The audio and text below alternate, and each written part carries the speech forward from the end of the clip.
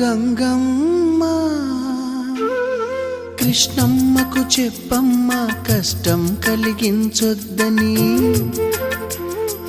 యమునకు చెప్పమ్మ సాయమునకు వెనకాడొద్దని, గోదారికి కావేరికి ఏటికి సెలయేటికి కురిసేటి జడివానకి దూకే జలపాతానికి నీతో బుట్టులందరికీ చెప్పమ్మా మా గంగమ్మ.